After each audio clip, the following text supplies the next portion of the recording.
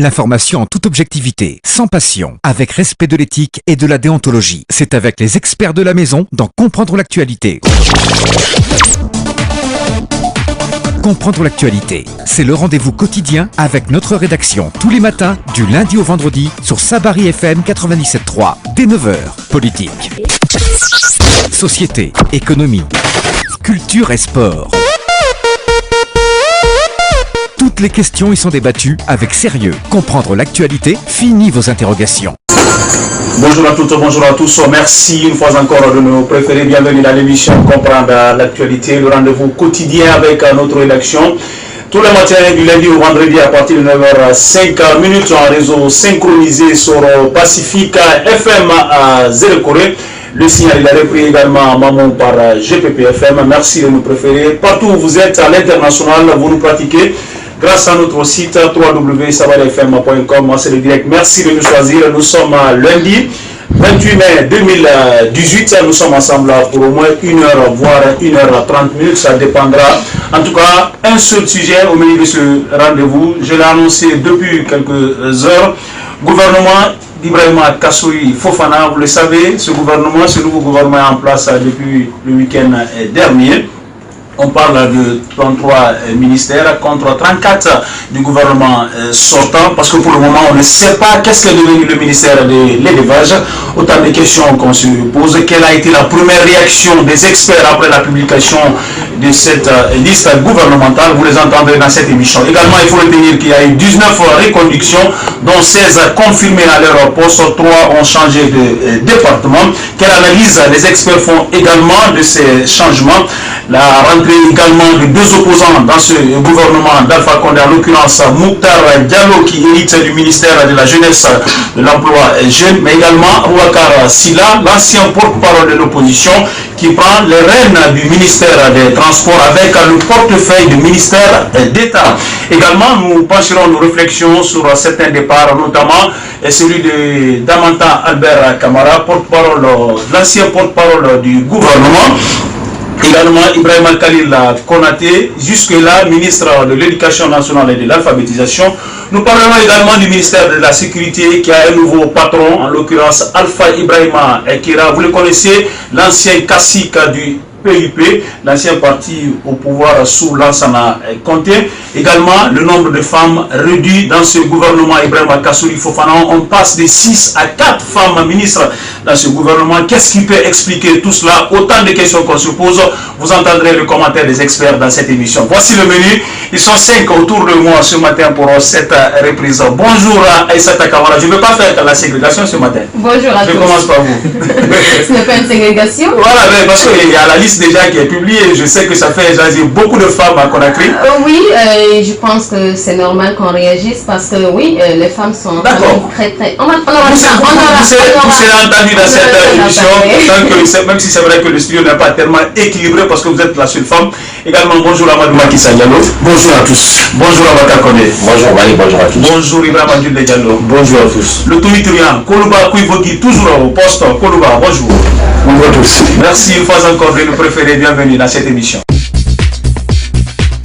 L'information en toute objectivité, sans passion, avec respect de l'éthique et de la déontologie. C'est avec les experts de la maison dans Comprendre l'actualité. Comprendre l'actualité, c'est le rendez-vous quotidien avec notre rédaction tous les matins, du lundi au vendredi, sur Sabari FM 97.3, dès 9h. Politique, société, économie, culture et sport.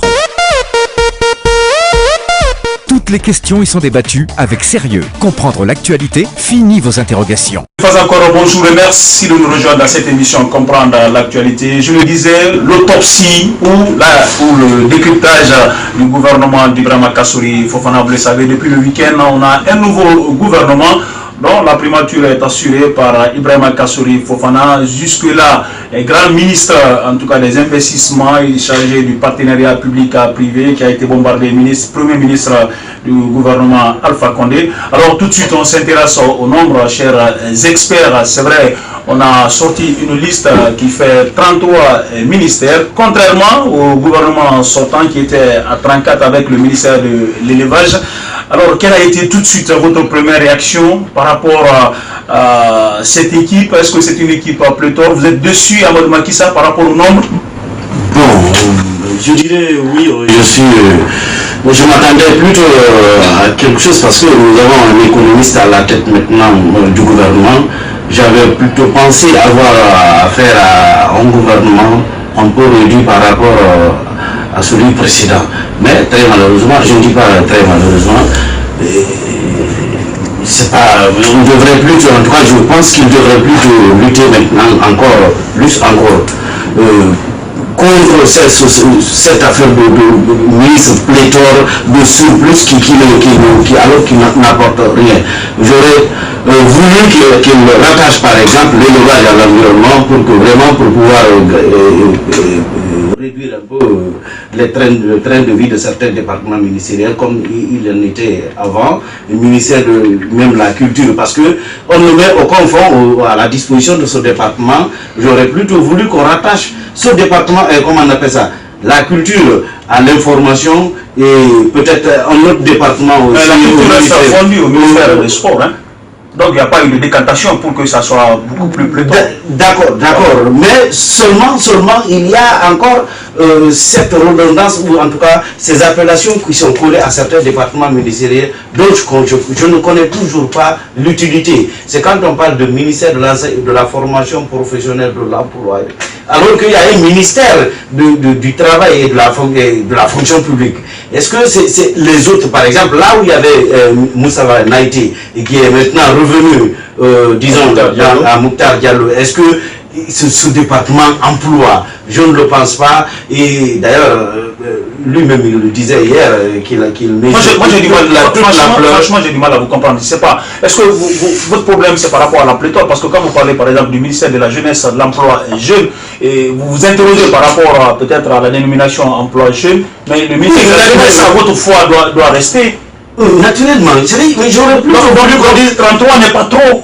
Vous entendez, 33 n'est pas trop. Si, c'est trop. J'aurais plutôt voulu aujourd'hui avoir affaire à 26 départements ministériels, juste pour le réduire, parce qu'aujourd'hui, pour jouer sur le train de vie de certains ministres, il faut réduire les départements ministériels. Il faut un peu compresser pour vraiment gagner en temps, pour pouvoir, disons, engager certaines...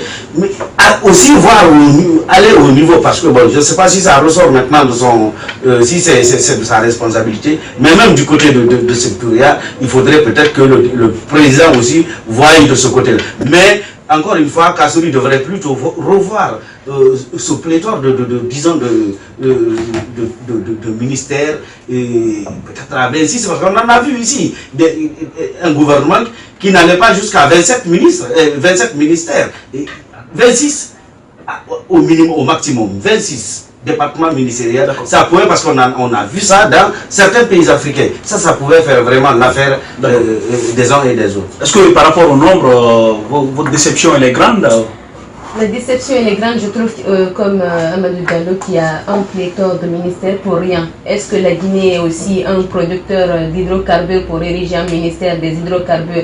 Nous faisons quelle production des hydrocarbures? Je pense que c'est un ministère, à mon avis, qui ne devrait même pas exister. Et on fait des choses de sorte que, d'abord, pourquoi je dis encore que la déception elle est grande? Quand ce gouvernement a fait la grave erreur de ne pas mettre dans ce gouvernement, d'oublier ou d'omettre carrément le ministère de l'élevage. La production animale, en tout cas dans l'économie guinéenne, a sa part non négligeable. Donc si on supprime carrément un ministère, c'est dire que ce ministère n'a même pas sa raison d'être. En tout cas, le ministère des hydrocarbures, comparé au ministère de l'élevage, je prendrais valablement le ministère de l'élevage, parce qu'on sait ce que ça représente quand même. Et de l'autre côté, puisqu'on parle du pléthore, sinon je voulais rebondir sur le mais en parlant du pléthore, on peut réduire le gouvernement à même 25, 26 c'est trop, 25, c'est de compresser certains ministères. L'agriculture peut aller bien sûr avec l'élevage. On dit ministère de l'agriculture et de l'élevage, ministère de la pêche, la côte, oui je suis d'accord, mais on peut compresser, il y a bien des ministères qu'on peut aujourd'hui essayer de fusionner pour que ça puisse marcher.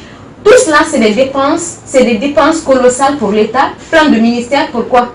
Je pense qu'il faut réduire. D'accord. Ah bah, c'est vrai qu'on n'a pas réussi quand même à réduire pour le moment parce qu'on attend toujours de savoir le sort donné au ministère de l'élevage. Alors, Abouakar Condé, est-ce que vous êtes également offusqué par rapport à la pléthore aujourd'hui de ce gouvernement? Bon, au fisc, ça sera un peu de trop, mais je suis très déçu de voir qu'on a réussi à mettre un gouvernement pour contenter les gens, parce que ce qui a été fait, c'est plus pour contenter les gens que de donner des gens qui soient là à répondre à la satisfaction des Guinéens. Les plus grandes démocraties, ce n'est pas le nombre de ministères qui est important. C'est d'avoir des... D'ailleurs, dans les grandes démocraties, les postes de ministres sont des postes un peu politiques. On met en place des secrétaires d'État pour renforcer les insuffisances de ces différents ministres qui sont que politiques, donc qui n'ont pas un système background pour pouvoir répondre à la satisfaction des populations. Mais ici en Afrique, on a pris cette habitude-là de contenter tout le monde. C'est pourquoi aujourd'hui, on a vu des gens qui sont revenus, qui n'avaient pas leur place, on a vu des gens qui ont été maintenus, qui n'avaient pas leur place. Donc je pense que ce nombre-là, le Premier ministre aurait dû peut-être mettre en place un gouvernement restreint, parce que moi, j'ai échangé avec certains qui étaient un peu proches du palais sectoriel, qui m'avaient fait croire que la proposition qui avait été faite par le ministre Kassori, c'était un gouvernement restreint, très réduit, mais je ne sais pas ce qui s'est passé pour voir tout ce monde-là revenir maintenant. Est-ce que son gouvernement lui-même, parce que c'est des questions que les gens se posent, est-ce que c'est le gouvernement de Kassori? Parce qu'on se dit, quand l'homme est venu, il avait des ambitions, il avait une mission, est-ce que c'est des gens qui lui ont été imposés? Sinon, on ne peut pas comprendre que certains reviennent qui avaient déjà prouvé leur incapacité. On a pris un petit exemple sur les grandes démocraties. Quand vous prenez par exemple la France qui a plus de 66,9 millions d'habitants, a au moins 24 ministères, plus ensuite les secrétaires d'État qui font jusqu'au nombre de 31. Quand vous prenez par exemple la Chine qui a 1 milliard d'habitants, la Chine a 28 ministères. Donc ce n'est pas le nombre. Quand vous prenez les États-Unis n'ont que 15 membres du gouvernement. Donc ce n'est pas dire qu'on va avoir plus de ministres pour qu'on puisse avoir des résultats. Non, il faut avoir parce que c'est des postes stratégiques, parce qu'on a vu que tout ce qui sont nommés au poste de ministre, ce sont des politiques. C'est juste pour contacter les gens, c'est juste pour asseoir une certaine domination, pour juste imposer un parti politique au pouvoir. Mais ce n'est pas déjà des technocrates, des gens qui sont là, qui ont prouvé ailleurs qui peuvent. Mais le Premier ministre a été très clair, hein, il y a sa prise de fonction, il a dit qu'il y a des critères de technicité, mais également d'un engagement politique. Ah oui, il a insisté sur l'aspect. Malheureusement, ce qu'il n'a pas compris, peut-être que moi je me suis dit, il a une mission, il n'a peut-être que 2 ans pour ce dernier mandat. Moins de 2 ans pour ce dernier mandat du président Fakonde. Il a dit que c'était pour investir, redresser, poursuivre les actions qui ont été pilotées par le gouvernement, l'ancien gouvernement. Donc, c'était attention, il ne faut pas réduire le mandat du président, il n'a pas que moins de 2 ans. Non, il a un peu plus de 2 ans. Oui, bon, il a un peu plus. Il va aller jusqu'à 2020. Donc, ce qui restait, Kassori avait une mission, mais cette mission, je ne crois pas que c'est ça, avec ce nombre de ministères.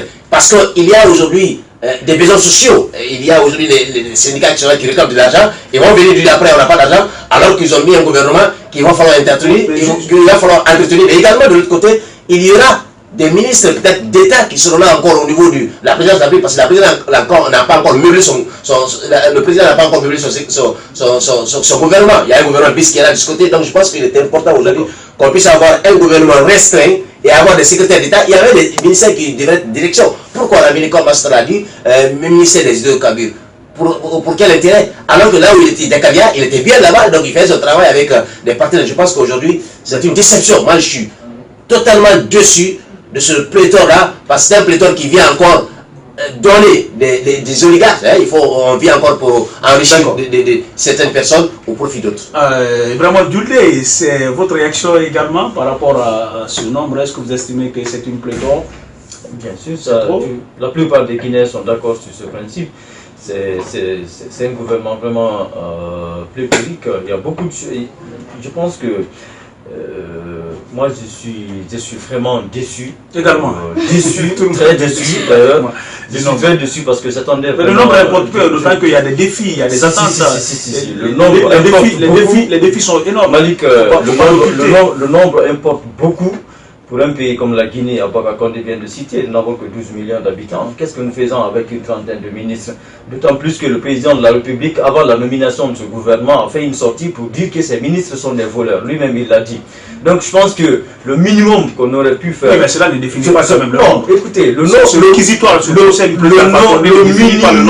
minimum que le président Alpha Condé et son nouveau Premier ministre aurait pu accorder aux Guinéens, c'est de réduire le nombre de voleurs au moins. Comme ça, on aurait pu... Non, lui-même il l'a dit, ces ministres sont des voleurs. Donc je pense que le minimum qu'on aurait pu faire, accorder aux Guinéens, donc, c'était de réduire le nombre de ministres. Comme ça, puisque il n'est pas en mesure de les contrôler, ça aurait pu au moins diminuer le nombre de voleurs. Donc que cela soit dit en passant. Revenons au nombre de ministres. Ils sont 33, il y a 33 ministères et dont le 33e n'est pas encore pourvu. C'est le ministère de l'élevage. Selon les informations que nous avons eues, c'est le ministre Oye qui devrait normalement occuper la tête de ce ministère, mais il a carrément fait comprendre que dès lors que le décret sera publié, il va démissionner. Donc c'est justement pour éviter cela que le nom du ministre qui devait occuper le département de l'élevage n'a pas été donc prononcé à l'occasion de la publication du décret. Donc c'est pourquoi il y a des négociations actuellement en cours pour essayer de le persuader donc d'occuper le département ou essayer de jongler en tout cas d'une manière ou d'une autre pour essayer d'amener quelqu'un d'autre et essayer de voir peut-être si quelqu'un d'autre pourrait accepter d'échanger. C'est la raison pour laquelle il n'est pas venu. Maintenant, je pense que l'échec de Kassory, on pouvait le prédire dès la passation de service. Parce que quand vous voyez la façon dont sa passation de service a été organisée, c'était vraiment de la mamaya. C'est le moins qu'on puisse dire. C'était une mamaya. Oui, mais cela ne peut pas sceller le sort. Qui ne disait pas son nom. Et au-delà, une cérémonie mal organisée ne peut pas sceller le sort de Kassory. Il aurait pu, dès cet instant, marquer son empreinte. Il n'est pas l'organisateur, hein? Je suis d'accord qu'il n'est pas l'organisateur, mais il est le patron. Il est le nouveau patron entrant. Ça aurait pu. C'est des petits détails. Non, c'est justement des détails. C'est des détails dont il faut tenir compte. L'organisation d'une cérémonie, c'est des petits détails pour un premier ministre. C'est justement de ces petits détails dont il faut tenir compte. Parce que c'est là que commence. Dès lors, à ce niveau, il aurait pu marquer son empreinte, ça aurait pu permettre aux autres de comprendre que le nouveau Premier ministre qui est venu, il n'est pas venu justement pour organiser de la mamaya. Voilà, alors nous allons continuer toujours à faire le tour de la table avec Koloba et Koivougui. Est-ce que vous avez la même réaction aujourd'hui après la composition de ce gouvernement? On parle de 33 ministères pour le moment, et parce que le ministère de l'élevage n'a pas été cité dans ce décret. Est-ce que vous estimez que c'est de trop également? Mais il faut tenir compte également des défis qui attendent ce gouvernement. Ça m'a pris au moins 24 heures, ou peut-être ça va me prendre plus que 24 heures. Je cherche les mots, j'en trouve pas, je lance, je me perds, je m'arrête. J'ai du mal à trouver le mot pour qualifier également ce gouvernement, ou plutôt cette médiocrité dans les marques d'Alpha Condé. En réalité, ce gouvernement qu'on nous a fait traîner ou attendre, patiner, crier, sauter, je ne sais pas quoi dire franchement pour décrire l'agissement du chef de l'État par rapport à la formation de ce gouvernement dit proche de la population, ça nous a pris pratiquement 3 mois. 3 mois pour garder carrément le train qui était en circulation par rapport aux actions de la République. Ça nous a pris un peu plus de 3 mois en réalité pour ne rien faire et puis on a fait tout ce bruit inutile et puis on nous sort un gouvernement qui est le piètre de gouvernement qu'on ait connu, en tout cas depuis que Alpha Condé est de gouvernement. Même le gouvernement de stage. C'est facile quand même d'analyser ce après. Vous me permettez, j'irai bien en profondeur, vous comprendrez en réalité. Oui, quand vous dites déjà que c'est le piètre des mouvements en termes de prestations, on ne connaît rien.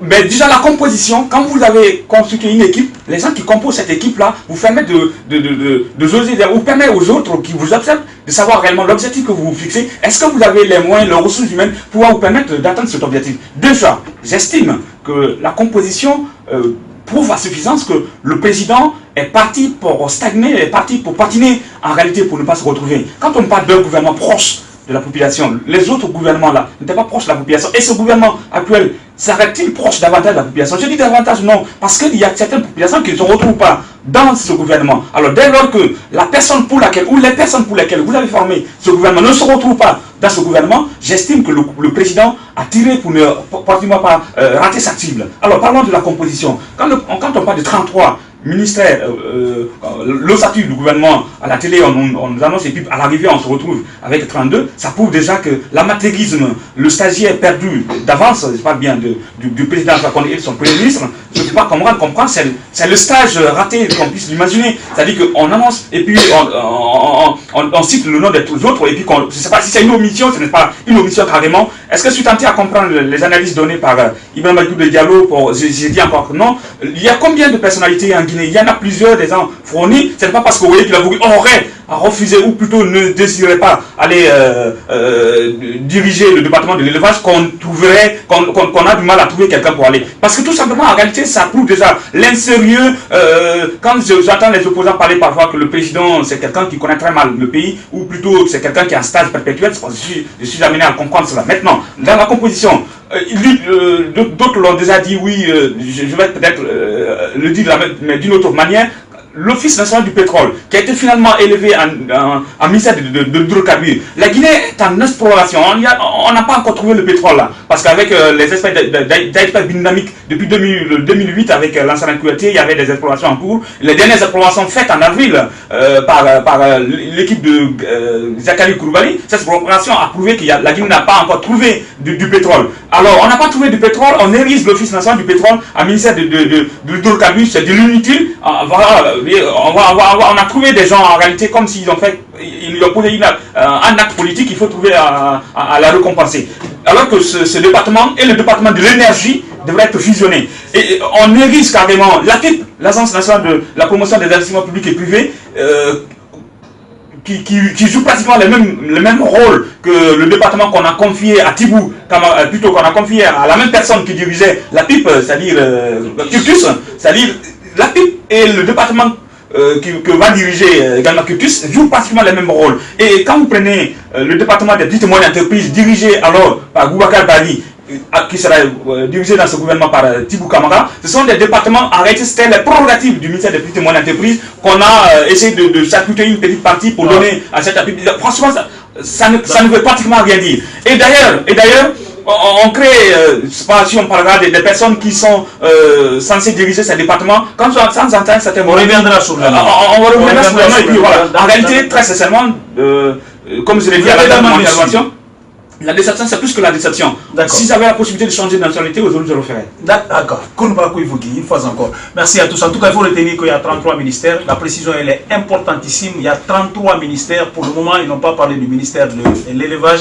Ça, c'est pour la compréhension même des autres experts. Nous allons continuer à analyser un peu cette nouvelle liste gouvernementale. Vous le savez, il y a 33, une fois encore, je le rappelle, 19 ont été reconduits. 3 seulement ont changé de position administrative dans ce gouvernement. 16 ont été confirmés. Il s'agit de Aboubakar Bari Bigop qui quitte le ministère de l'Industrie pour se retrouver au ministère du Commerce, mais également Moustapha Naïté qui quitte le département de la Jeunesse, Emploi Jeune pour se retrouver au ministère des Travaux Publics, mais également Dr Mohamed Diané qui reste outre au ministre de la Défense, mais qui prend les portefeuilles des affaires présidentielles. Alors, la question d'un auditeur, Maître Mamadou Ba Sanusi Kamara, ce matin, l'auteur de son état, nous disait pourquoi Mamadi Yula est parti au regard de cette liste, 19 ministres reconduits à Ouattara Condé. Écoutez, je pense que c'est une question légitime et qui est importante de poser parce que pratiquement la déception a commencé par, d'abord on a commencé par le nom, mais également par les têtes qui sont revenues. Plus de 18 ministres qui sont reconnus. J'ai dit 19. J'ai fait vraiment plus de 18. J'ai compté. Allez-y, c'est 19. Soyez rassurés, le nombre c'est 19. Qui reviennent, ça ne servait à rien parce que les ministères qu'on a créés, qu'on va parler de la PIP qui a été devenu ministère, on parle du service de l'hydrocarbure qui a été érigé à ministère. Je pense qu'aujourd'hui, ça n'était pas important. Heureusement que c'était un principe démocratique qui a fait que Mamadi Yula a posé la démission de son gouvernement, mais je pense que c'est un gouvernement qui ne fera pas du miracle, parce que tout simplement, c'est les mêmes personnes qui sont venues, qui ont déjà prouvé pendant près de 4 ans, 3 ans avec Alpha Condé, qui n'ont pu donner satisfaction au peuple de Guinée. Tous les départements qui sont revenus, ils ont produit des résultats mitigés. Les Guinéens ont été insatisfaits de leur travail, les Guinéens ont été insatisfaits de leurs prestations. Donc ça n'était pas opportun de le ramener. Plutôt, moi je pensais qu'on aurait donné place à une certaine technocrate, à certains technocrates, à certains spécialistes qui viennent, peut-être qui vont quitter des institutions internationales ou des institutions sous-régionales pour revenir, pour apporter leur expertise, ou du moins des jeunes qui sont là, qui ont prouvé par endroit dans certains départements ministériels qu'on pouvait ramener pour travailler, mais au lieu de dire que voilà, on ramène 19 ministres alors que ce sont des différents ministères qui n'ont pratiquement donné satisfaction aux Guinéens. Donc c'était pas vraiment important qu'on m'a dit là, s'en aille pour donner place à Kassory Fofana, qui a promis, dans l'arrivée vraiment, à donner, parce que quand il a été nommé, tout le monde a applaudi, tout le monde a dit que c'est vrai qu'on connaît son parcours, on sait que c'est quelqu'un peut-être qui viendra apporter, ne serait-ce que le substantiel aux Guinéens, mais malheureusement, on ramène avec un gouvernement qui, foncièrement, qui est l'image d'une déception pour tous les Guinéens, parce que quand vous écoutez les radios, quand vous écoutez les commentaires des gens, pratiquement personne ne salue ce gouvernement. Tout le monde est déçu. Mais pourquoi? Tout le monde peut être contre ce gouvernement.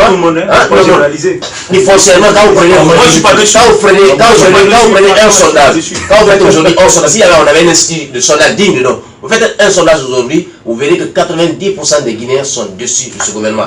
Ceux qui sont satisfaits, parce que c'est les gens qui vont tirer profit de ce gouvernement. C'est les gens qui vont gagner, qui seront encore riches dans ce gouvernement-là. Sinon, il faut dire que Mamadi là est parti. C'est comme si, quand vous parlez du ministre en charge des affaires présidentielles, je suis en train de voir comme ça, Fodi Bangoura à la présidence. Donc c'est comme l'impression que c'est des gens qui ont copié un peu la gestion de Conté pour amener donc Conté sans Conté. Voilà, c'est un aspect sur lequel nous allons revenir largement dans cette émission. Alors, Aïssata, c'est vrai, on a parlé quand même du nombre, mais on parle maintenant du recyclage. Il faut le dire, il y a eu 19 ministres qui ont été reconduits du gouvernement sortant. Pourquoi Mamadi Youla serait alors parti? Si on devrait recycler ce gouvernement, alors je me demande bien pourquoi on ne reconduirait pas aussi Mamadi Youla. Mais son mal est qu'il n'a pas de parti politique pour le geler dans le RPG. C'est son mal, c'est ça le problème. Et donc ça peut être la réponse plausible. Moi je suis d'accord avec Aïssata. Peut-être cette lecture... C'est mon analyse, parce que je me dis quoi, qu'on le dise, cette nomination de Kassory à 3 jours de sa fusion, de l'absorption de son parti dans le RPG prouve à suffisance que le président de la République n'a pas confiance ou ne fait pas assez confiance au cadre de son parti. Donc il estime que Kassory peut faire son affaire. Donc en conclusion, vous voulez dire que c'est un gouvernement purement politique? Purement politique. Et je dirais même que le président prépare sa relève. C'est ma lecture des choses. D'accord. Revenons maintenant au gouvernement, aux membres du gouvernement, de ce gouvernement reconduit. Quand je prends le ministère du Tourisme avec Thierno Ousmane Diallo, dites-moi bien, qu'est-ce que ce monsieur, depuis qu'il est nommé ministre, je veux dire, quand il faisait partie du gouvernement Youla, qu'est-ce qu'il a bien pu faire pour changer? Non, ça c'est pas le ministre qui l'a fait, ça c'est Alpha Condé. Non, c'est Alpha Condé. Attention. Je suis pas d'accord avec vous.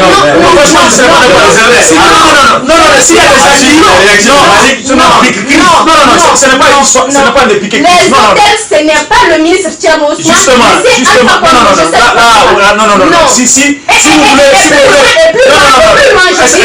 on va se comprendre sur le point. On va rester sur le point. Je vais insister également. On va rester sur le point. Vous me permettez même que c'est le ministre, l'actuel premier ministre, si vous voulez, le ministre des investissements publics-privés, qui est à la base même de. Non. Vous me permettez juste que vous interrompiez sur l'aspect. Vous allez donner votre analyse, mais ça ne changera rien. Non, je ne ferai pas une analyse toute peut-être extraordinaire, mais il faut retenir qu'aujourd'hui, il ne faut pas qu'on estime que dès que ça marche dans un département, qui c'est le président de la République. Mais c'est le président de la République. C'est ce qui était grave. Je suis désolée, mais c'est ça. Donc tous les ministres ont échoué. C'est pas tous les ministres. Mais pour ce qui concerne, à ma connaissance, jusque-là, je n'ai pas vu le ministre du Tourisme ou de l'hôtellerie sortir nous dire que dans tel, nous allons faire tel projet. Oui, je ne l'ai pas vu. Je ne l'ai pas vu à l'œuvre. Je ne l'ai pas vu à l'œuvre. Je ne l'ai pas vu à l'œuvre. Toutes les déclarations, toutes les annonces que le président de la République a faites, je vais faire ceci. Donc je me dis que c'est le président qui agit. Oui, mais c'est non. Il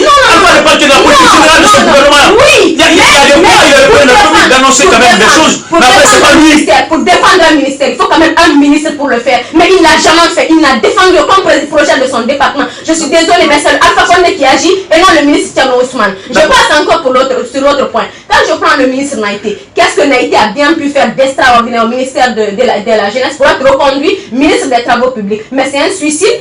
Les routes seront encore plus dégradées qu'on ne les a vues en Guinée. C'est pourquoi vous voulez prédire un mauvais sort à Naïté. Il est compétent. Il a monté ses limites. Tous ces projets, encore est quand même la limite du ministre n'a été, quand même qu'on se dise cette vérité. Je reviens encore au ministre Bantama. Bantama aurait pu prendre la place de Lansana Komara qui est aujourd'hui. Oui, parce qu'il se sent, il est mieux au sein du bureau exécutif du RPG que ministre de la Culture. Je voulais dire quelque chose. Aujourd'hui, le Burkina, ce qui fait l'essentiel de l'économie burkinabé, c'est bien l'artisanat, c'est bien la culture, c'est bien le tourisme. La Guinée a tout pour se développer. Mais voilà la question, pourquoi on ne décolle pas? Quelles sont les actions concrètes que Maïté nous avait promis ici, le palais de la culture? Où est ce palais de la culture? Il est où? Vous parlez de Sanusi Bantama. Il est où ce projet-là? On va anticiper sur ce projet qui vient de lancer. Je crois que ce n'est pas qui vient de lancer ce projet. Non, je ne sais pas pourquoi c'est possible. Le palais de la culture, ce projet est dans le plan national de développement économique et social. Il est inclus là-dedans. Donc, voilà. Dieu merci, il a été établi, les études ont été faites. Dieu merci, il a été reconnu. Le terrain a été trouvé. Voilà. Quand je viens, c'est trop tôt peut-être pour parler du nouveau ministre de la Communication, mais encore une fois, je reste vraiment mesuré sur ce que ce ministre-là pourra faire pour le domaine de... Surtout qu'il n'est pas un professionnel des médias. Je reste encore campé dedans. Pour parler d'une question, il faut vraiment relever de ce domaine-là. Il est économiste. On aurait bien pu l'amener dans une direction au lieu de le mettre ministre de la Communication. Ce gouvernement-là, ça ne m'inspire pas confiance. Ils sont là pour faire la campagne et c'est ce qui se fera. Je ne vois rien de potable qu'il puisse se faire avec ce. Alors qu'on devrait se camper sur le vrai problème du pays pour un développement pour la population actuelle et les futures générations. C'est ce qui devrait être le souci de ce gouvernement. Aïssata Kamara, qui a fait vraiment un décryptage de ce gouvernement. Konouba Kouébougi, et la même question de l'auditeur, pourquoi Mamadi Yula serait-il alors parti alors qu'il y a 19 de ces ministres qui ont été reconduits dans ce gouvernement? D'abord, on l'a fait démissionner, Mamadi Yula, le président l'a fait démissionner. Je suis tenté d'accepter. Ce qui était là déjà, ça n'a pas de sens. Vous anticipez vraiment sur le résultat que ces ministres. Je dis, on n'anticipe pas. C'est pas parce que j'avais déjà répondu à cette question. J'avais déjà répondu à cette question. Vous faites une comparaison entre Oumou Kamara, qui est la ministre sortante quand même au niveau du ministère de l'Agriculture, et Moustapha Naïté. Pourquoi vous estimez que Moustapha ne peut pas reçu? Ils sont connus des Guinéens. Il a posé une question, je vais le répondre. Naïté, monsieur le ministre Naïté, il a fait combien d'années au département de la jeunesse? Il n'y a pas de résultat. Avec le projet qu'on a connu. Il n'y a pas de résultat. Non, j'estime considérablement par rapport à ça. Non, machine. Ce n'est pas son projet. Donc je veux dire, Naïté ne méritait pas de déclasser cette dame qui avait au lieu de certains produits de résultat. Ça c'est un. Si vous venez au département de l'éducation par exemple, est-ce que vous connaissez le Maurice Sangaré que le monsieur le président et son casseur? Jusque-là, inspecteur régional de l'éducation. Celui qui a été cherché, c'est vous l'appelez, qui a été cherché à la baie. Michel Alpha Condé, est-ce qu'il a... Parce que oui, d'accord, vous savez, ce qui... je parle à l'intention de nos auditeurs, mais si c'était entre le président ou plutôt certains ministres et moi, je n'allais pas parler parce que ceux qui ne connaissent pas Alpha Condé, on parle pour ceci, pour les avoir. Mais ça ne m'étonnerait pas parce qu'Alpha Condé a nommé des morts dans ce pays-là. Alpha Condé n'inquiète pas derrière les gens pour les nommer. Oui, des personnes qui sont décédées, Alpha Condé les a nommées. Je dis encore une fois, c'est le mauvais des présidents qu'on a eu, franchement, parce qu'il fait des choses. C'est comme si quelqu'un, en réalité, qui ne prend pas du recul pour mieux voir ce qui attend. On ne peut pas comprendre. Quoi qu'on puisse reprocher à Ibrahima Khalil Konaté, ce qu'on dit, vous pouvez être contre votre chien, mais ne l'accusez pas de rage. Quoi qu'on puisse dire, qu'il y a des défauts, oui, mais en un an, Ibrahima Khalil Konaté a fait des résultats, qu'on puisse le faire changer par un monsieur qui a été cherché à l'abbé par des jeunes par rapport à ses mauvaises actions, qu'on le nomme ministre au poste de l'éducation. Mais quand même, où on va là, franchement? Très sincèrement, encore une fois, c'est plus que de la déception, mais je le disais aujourd'hui. Incapable de dispenser un cours. Un cours. Le professeur celui qui vient diriger le département de l'éducation, elle l'a rappelé, il a été cherché par les étudiants à la paix parce qu'il n'a pas su mieux dispenser un cours. Et c'est cette personne stupide qu'on nomme à la tête d'un des départements pour diriger l'avenir des jeunes. Afin qu'on est où là? Franchement, il a les pieds cassés davantage pour traîner le pays. L'autre, on est où là? Franchement, oui, il faut se perdre parce qu'on a un président qui nous fait perdre le temps pour de l'inutilité. Quand on fait partir Malado Kaba, Malado n'a pas produit du résultat pour faire venir qui?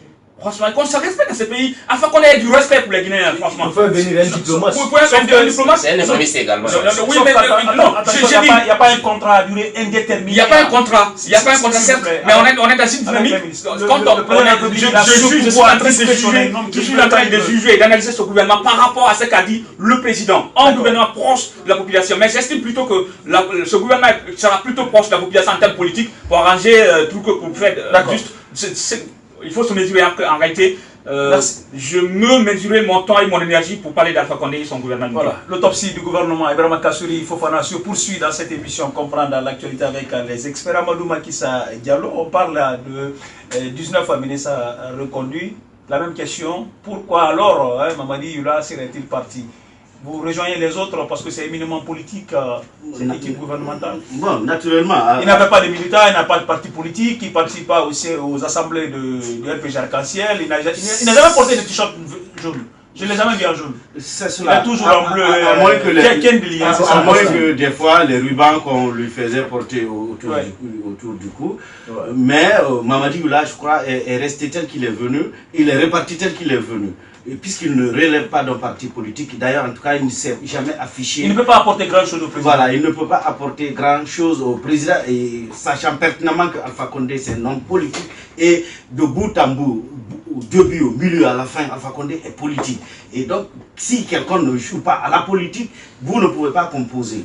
Et Koulibaly le rappelait tout à l'heure, on nous fait attendre un éléphant, on voit une petite souris venir en trottant. Je dirais même un souriceau venir en trottant. Parce que, je crois que c'était le 8 mars 2018, au Palais du Peuple, quand Alpha Condé a fait face aux femmes qui réclamaient un bien-être. Alors, il réclamait plutôt le retour des enfants à l'école. Voilà, justement. Alors, il fait face à ces femmes-là et dit, écoutez, d'ailleurs, je vous promets quelque chose. C'est un gouvernement qui sera composé de ministres qui ne seront pas dans les bureaux, mais qui seront à vos côtés. Ça veut autant dire que ceux qui étaient à l'époque dans les départements ministériels étaient concentrés à autre chose, mais ils n'étaient pas à l'écoute du grand peuple. Ce que personnellement, je n'ai pas cautionné, parce que ça c'était vraiment... Le rôle d'un ministre, ce n'est pas d'aller au marché. Et le rôle d'un ministre, et quelqu'un le rappelait tout à l'heure, tout est joué en haut par le président de la République. Tout est, quel que soit le ministre qu'on nomme ici, c'est le président, en tout cas, qui gère tout en haut. Peut-être qu'on... Qu'est-ce que vous voulez? Peut-être qu'on va voir ce que Kassouri pourra faire, bien sûr, pour se défaire quelque part de ces, je dirais, du fil de Alpha Condé. Mais Koulibaly a rappelé quelque chose, je reviens encore sur ça. On nous a annoncé un gouvernement franchement titanesque. On voit des personnes venir franchement qui n'inspirent pas confiance. C'est vrai, on les connaît, pour le moment, ceux qui sont promus, ceux qui sont nouvellement promus, on ne les connaît pas. Mais on les connaît, on les connaît de par le passé. Certains. On connaît certains. Mais la majorité, on ne les connaît pas. Surtout ceux qui sont restés. Moi je dis que c'est un mouvement de translation.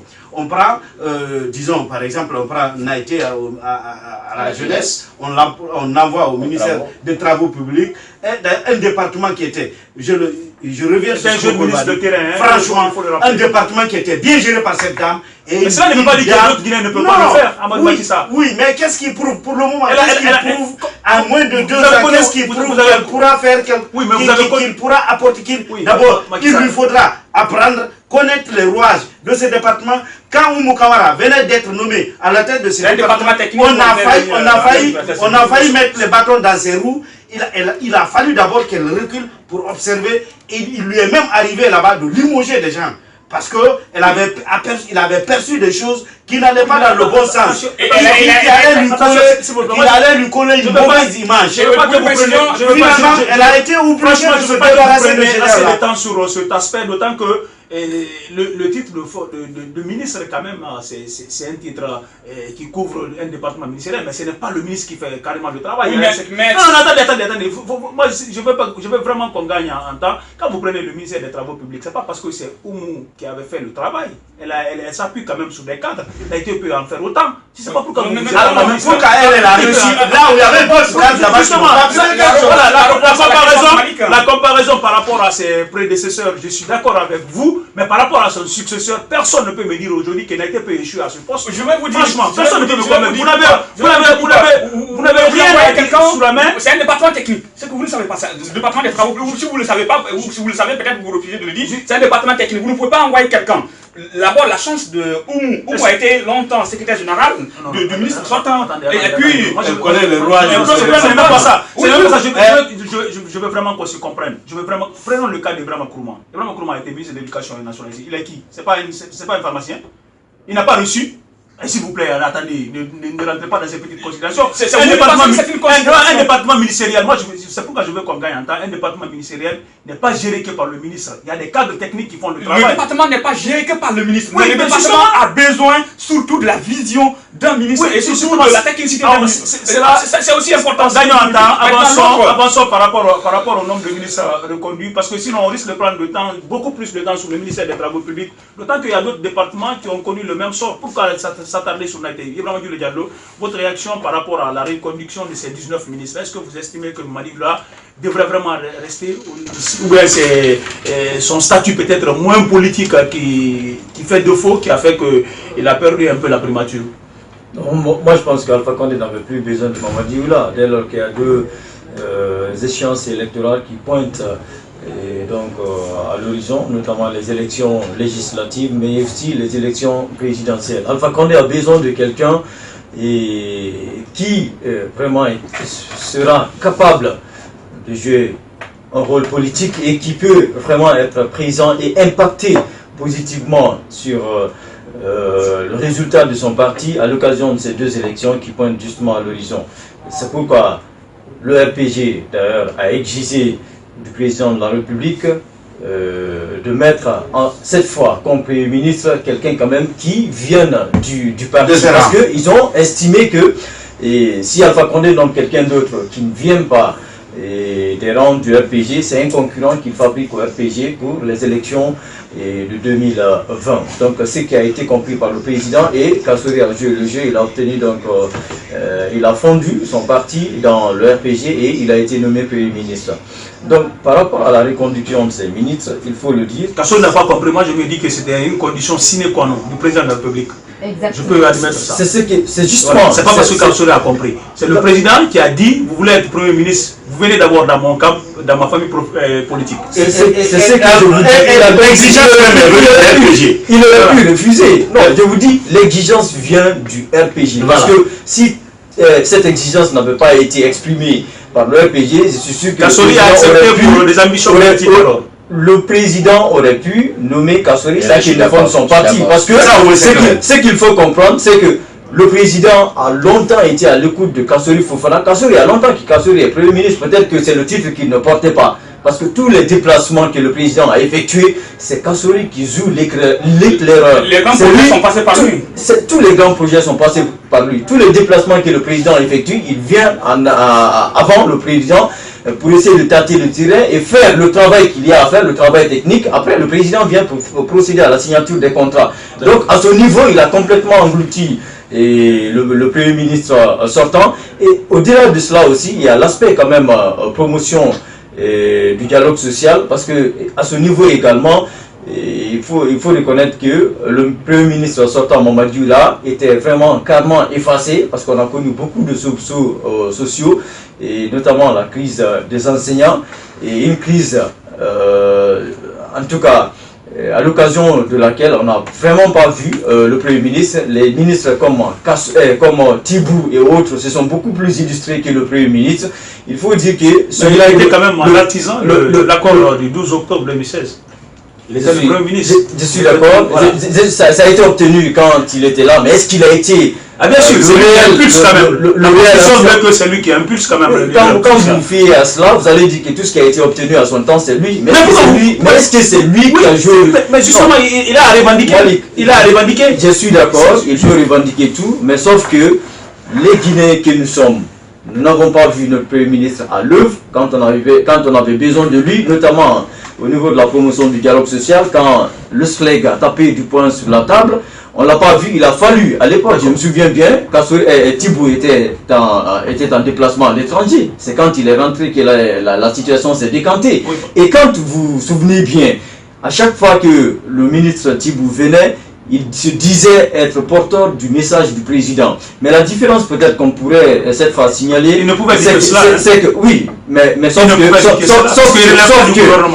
que cette fois-ci, quand il est venu rencontrer le SLEG, il s'est dit être porteur du message du Premier ministre. Donc il y a une différence quand même à ce niveau qu'il faut signaler. La suite nous donne raison, il est ministre de ce même gouvernement. Il est ministre de ce même gouvernement. Je suis d'accord. Mais ce que je puis dire à ce niveau, c'est vrai, il y a beaucoup de ministres qui ont été reconduits, mais je suis sûr qu'il y a des ministres sur lesquels l'actuel Premier ministre ne pourra pas mettre main. C'est le cas du ministre Thibou Camara et également le ministre Diané. Ils pourront bien se comprendre les choses.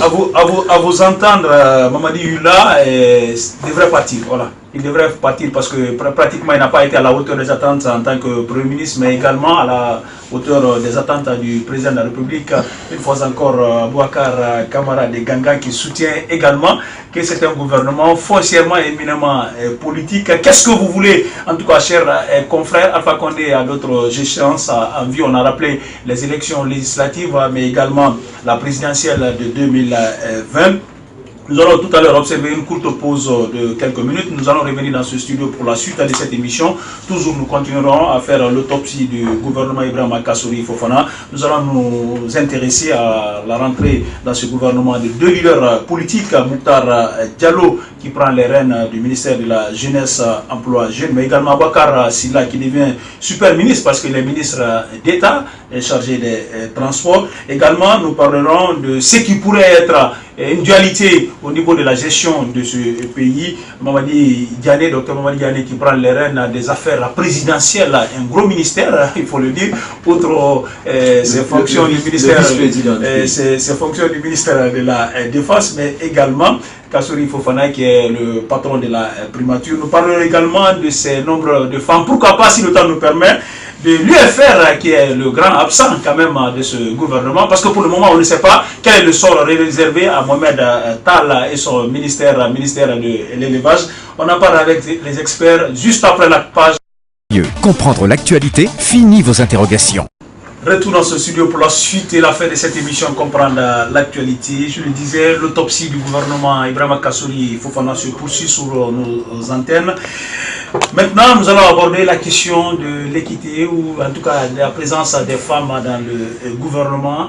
Il y a eu beaucoup plus de déceptions dans ce cadre parce que sur les réseaux sociaux, on a vu des voix s'élever, la jeune féminine s'est exprimée complètement déçue du choix du président Alpha Condé. On passe de 6 à 4 ministres femmes, alors que beaucoup s'attendaient quand même à un exploit, à ce qu'une femme soit pour la première fois à la primature. Ça n'a pas été fait. Il faut remettre ça au calendrier grec.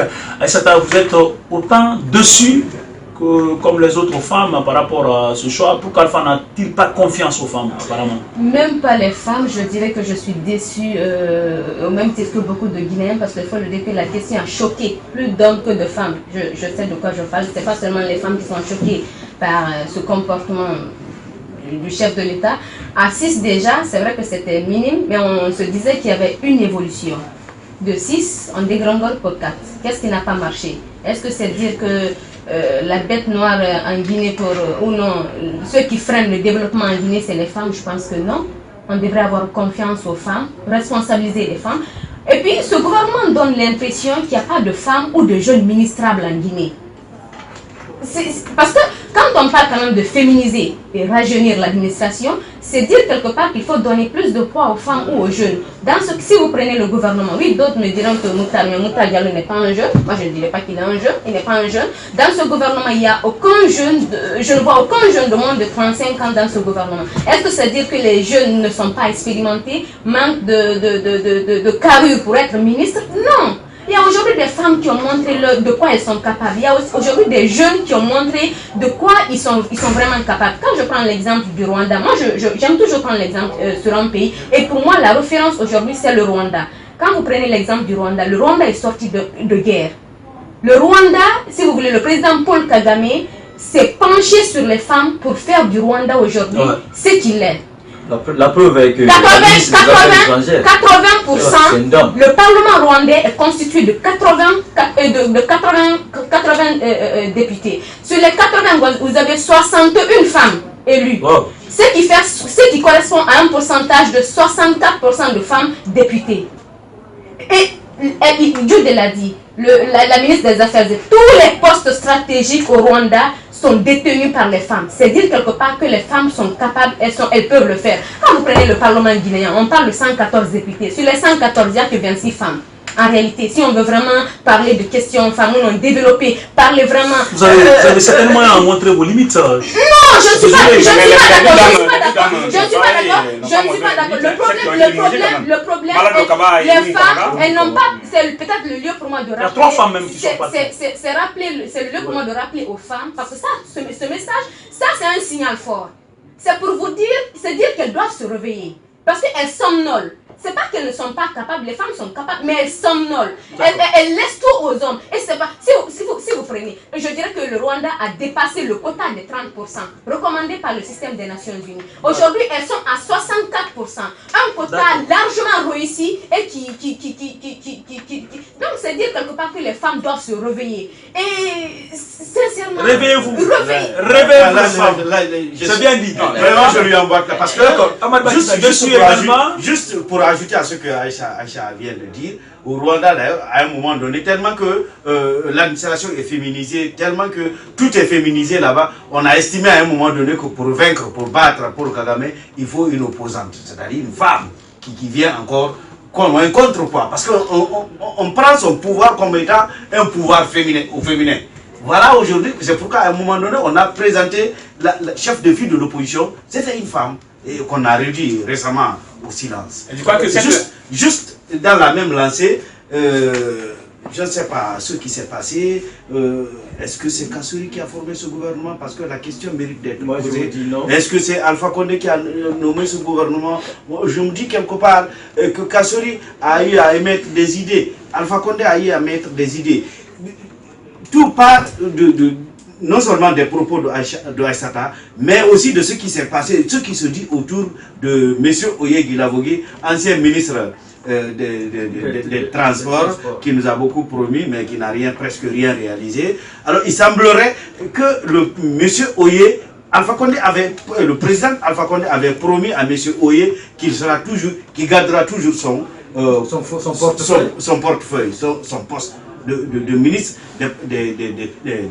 des Transports. Alors, dès qu'il a quitté, il a appelé Tibou pour dire, écoutez, mettez Aboubakar Silla là-bas et envoyez choses comment il s'appelle, M. Oye Guilavogui à l'élevage. Et ce qu'il a dit, que, franchement, il ne peut pas. Mais puisque lui, puisque lui, Kirdi, ne peut pas changer ça là, ils ont laissé ce poste-là vacant.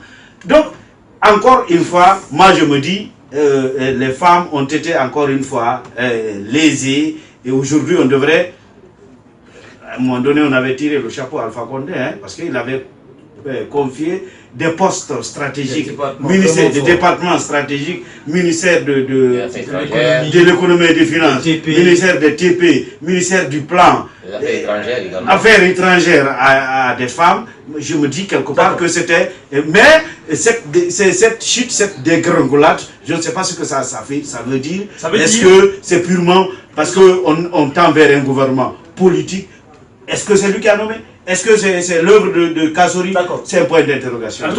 Il faut le dire que ce n'est pas un principe sacro-saint, ce n'est pas un principe écrit pour dire que le président doit prendre tel nombre de femmes ou tel nombre d'hommes. Voilà. Il n'y a pas de principe, mais pour dire votre question, je dirais tout simplement que ce dégringolade, ou plutôt cette baisse du nombre de femmes dans le gouvernement, ça explique tout simplement la contradiction au niveau du président dans sa démarche, dans ses faits.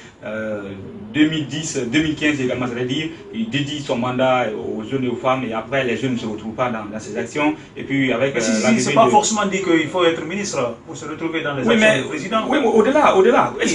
Quels sont les vous et moi, nous sommes dans ce pays, on est des journalistes, on est mieux éclairés que certains. Oui, justement. Quelles sont les actions phares pour les jeunes en Guinée? Le président, par exemple, a mis de l'argent à la disposition des femmes. Cette histoire de MIFA, vous le savez. Oui, mais après, ça ne réussit pas. Si, ça continue. Écoutez, laissez cette campagne que mène le président dans cette tournée avec les justement, ça ne veut rien dire. Si vous partez à la... C'est des aspects sur lesquels il ne faut pas tout le temps cracher. Moi, je suis en train de vous dire... Il n'est pas dit que le président, du fait qu'il a promis quand même qu'il va dédier son mandat aux femmes et aux jeunes, que tous les jeunes ou les femmes doivent se retrouver dans le gouvernement. Il y a des postes quand même...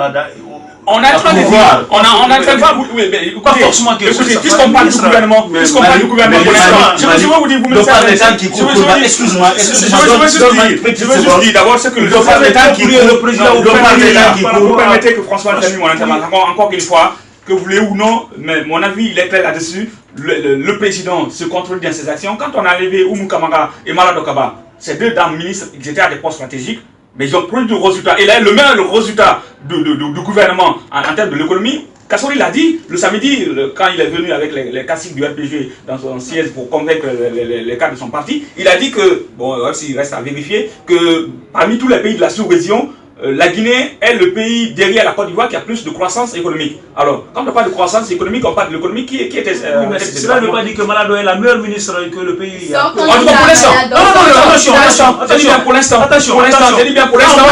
Quand on parle de l'histoire de ce département, je ne veux pas dire pour l'histoire de la Guinée, mais elle a pas eu de résultat. Justement, tout le monde est d'accord. Maintenant, cette histoire de contradiction, c'était mon avis par rapport à la démission, ou plutôt au limogeage de ces dames. Maintenant, l'arrivée de certains leaders comme Mokhtar, il y a pas... Non, pas là, ce n'est pas... Je veux revenir sur ce que vous avez appelé tout à l'heure, ce que vous disiez tout à l'heure, que avoir un quota de femmes déterminé, que ce n'est pas un principe, d'accord. Mais aujourd'hui, disons, c'est une exigence même des Nations Unies.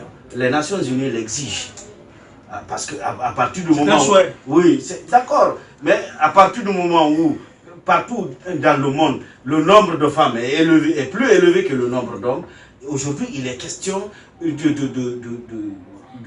verser dans la promotion, des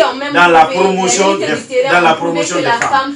Et ce que Kourouba disait tout à l'heure, je l'appuie, partout où le président passe, il dit, je dédie mon mandat aux femmes et aux jeunes. Et partout où il passe, il dit aux femmes, je veux vous aider. Moi, je suis pour vous.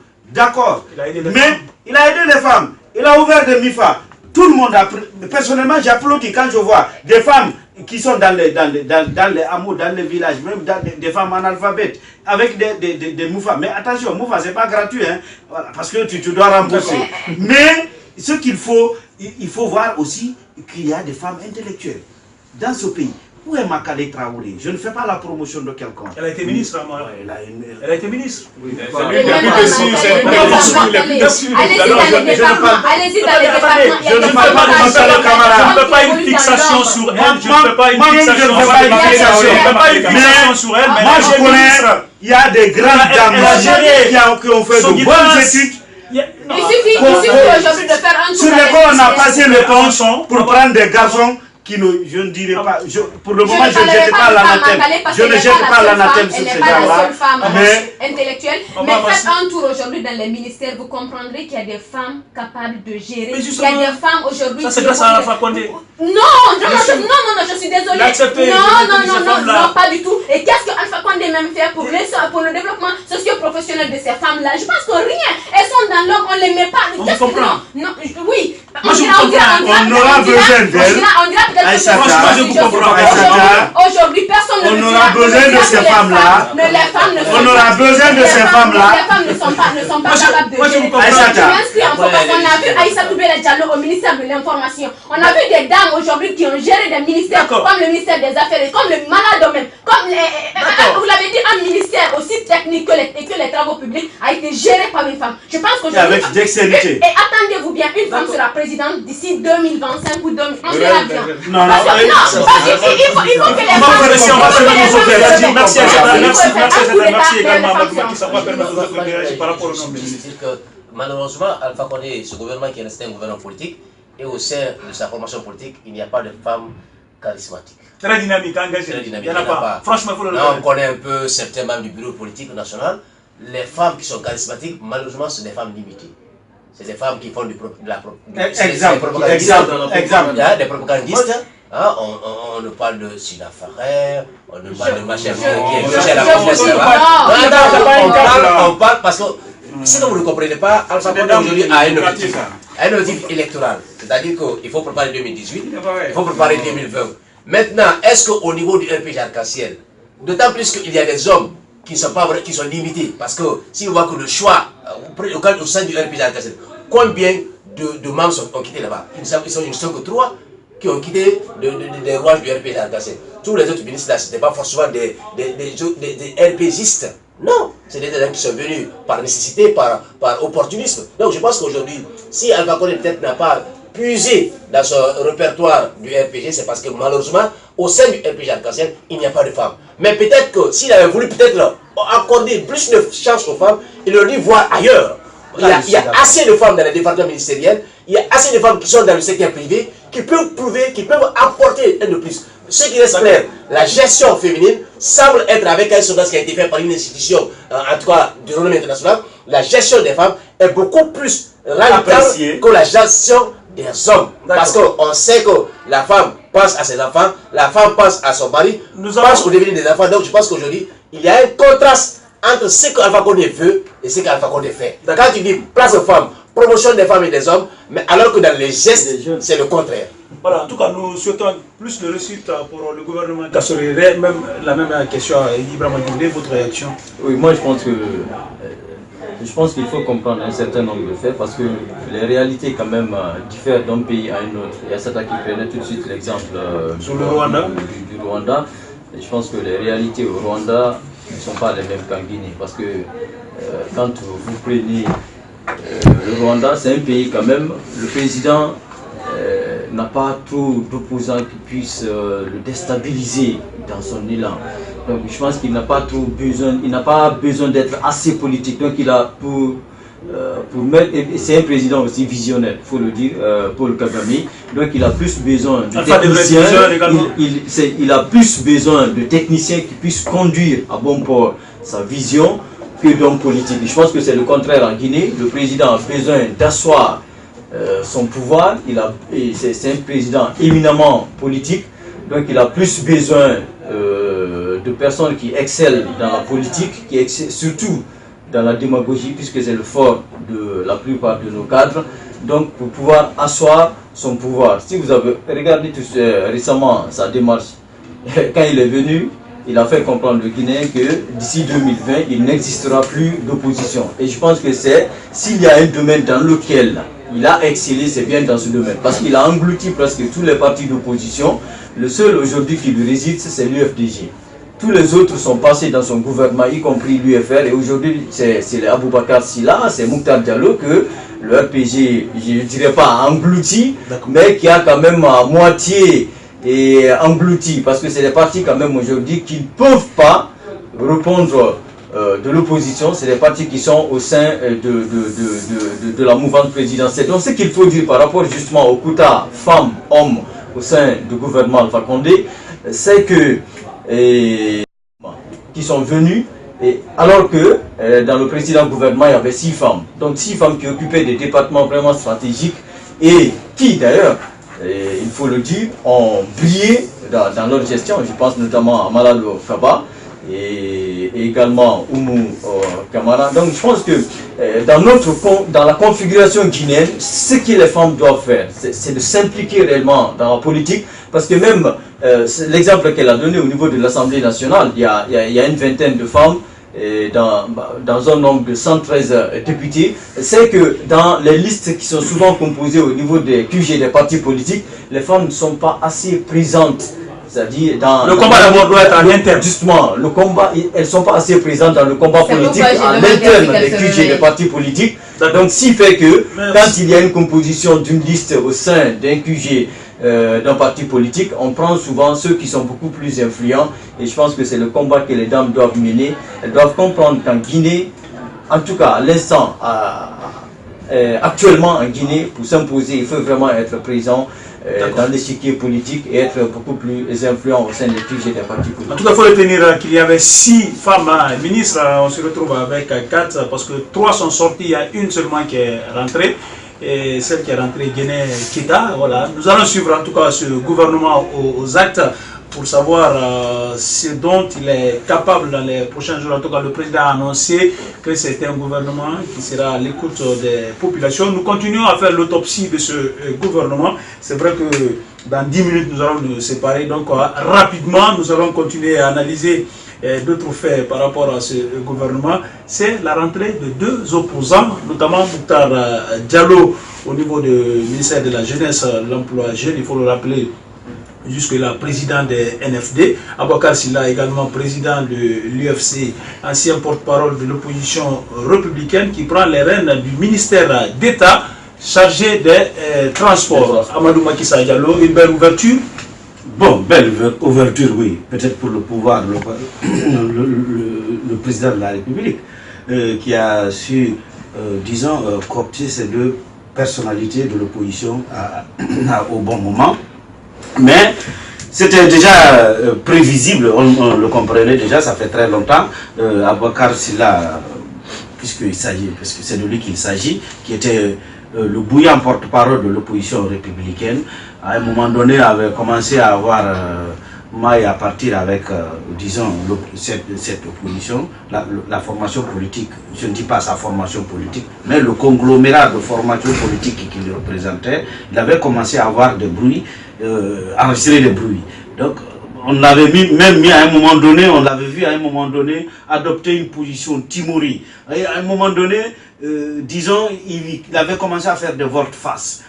Et arrivé à un certain niveau, c'est lui qui avait commencé à se demander, en tout cas à se poser des questions par rapport aux 500 millions destinés aux chefs de file de l'opposition. Il y avait une coalition, il y avait même une coalition. Voilà, je crois qu'il y avait une coalition même par rapport à cela. Et finalement, il avait démissionné. Et quand on lui a demandé, il dit qu'il va se consacrer aux activités de son parti, et uniquement de son parti. Mais par après, il est revenu encore à l'opposition républicaine. Mais ça n'a pas encore duré. Finalement, il est retombé dans ce... Et les propos qu'il avait commencé à tenir nous ont vraiment... en tout cas, montrer la voie qu'il voulait vraiment adopter. Et tout le monde l'a vu sur cette voie. Ce n'est pas un crime, c'est son choix. Et c'est ce qu'il a voulu faire. Et il en est de même pour Mouktar Diallo aussi, qui en tout cas a été un opposant, l'un des plus virulents contre le pouvoir, c'est Alpha Condé. Et mais pour l'intérêt de la nation, quelqu'un qui n'acceptait même pas de dire le président. Oui, mais pour l'intérêt de la nation. Il disait toujours monsieur Alpha Condé. Et je me souviens encore de cette émission que j'avais suivie. Je crois, lui et Malik Sankon en ont même failli arriver aux mains. Parce que Mouktar l'avait exigé de dire, monsieur le président, il dit qu'il ne dit pas, parce que Alpha Condé, il est ceci, il est cela, il est cela. Donc lui, il continue toujours à l'appeler monsieur Alpha Condé, juste parce qu'il est monsieur. C'est juste cela. Hein. Aujourd'hui, c'est ce même Mouktar qu'on voit dans l'escarcelle, je ne dirais pas du RPG Arc-en-Ciel, mais de toutes les façons, sur la même longueur d'onde que le RPG Arc-en-Ciel. Moi, je me dis que... vous parlez, Malik, de conviction, comment on appelle ça? Vous parlez c'est pas au nom de quelqu'un, mais je me dis que quand on quitte sa formation politique, on fait la politique d'une autre, c'est-à-dire la politique, on applique la politique d'une autre formation politique, c'est qu'on n'a pas de conviction. Attention. On n'a pas de conviction. On n'a pas de conviction. Là, sur ce point, tu ne peux pas me convaincre. Quand on crée sa formation politique, je ne le fais pas pour vous on a un projet de société. On ne peut, je ne peux pas abandonner mon projet de société pour aller appliquer le projet de société d'une autre formation politique. En ce moment, je n'aurais pas... Si on me taxe de quelqu'un qui n'a pas de conviction politique, moi je veux vraiment qu'on soit mesuré par rapport à ça. L'intérêt général de la nation, d'accord. Je ne cherche pas à vous convaincre, encore moins les autres experts. Mais il ne faut pas dire que le gouvernement quand même de Kassori, c'est le gouvernement du RPG arc-en-ciel. Moi je ne suis pas d'accord. Franchement, je ne suis pas d'accord. C'est le gouvernement de la République. On n'a pas à coller quand même l'étiquette du RPG. Pourquoi on a exigé à ce que le gouvernement, le Premier ministre soit pourquoi on n'a pas exigé la même chose à Abakar Sina? Pourquoi on n'a pas exigé la même chose à Mokhtar Diallo? Oui, mais ça se comprend.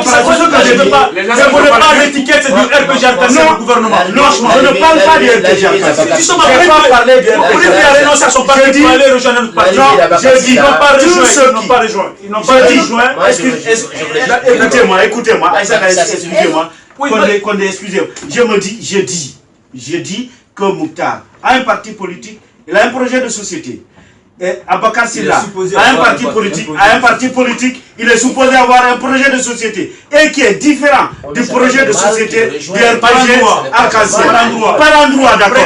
Prenez le projet de société et parti politique, vous allez voir qu'il y a à partir du moment où on abandonne son projet de société, ce n'est pas abandonné, pas encore. Moi je le dis, je défends. Mon recul, ce n'est pas abandonné. D'accord, ce n'est pas abandonné, mais en Afrique, il y a ce problème de conviction politique qui vraiment n'est pas de... On va progresser. Dans les grandes démocraties, il y a cet accompagnement, il y a ce jeu politique.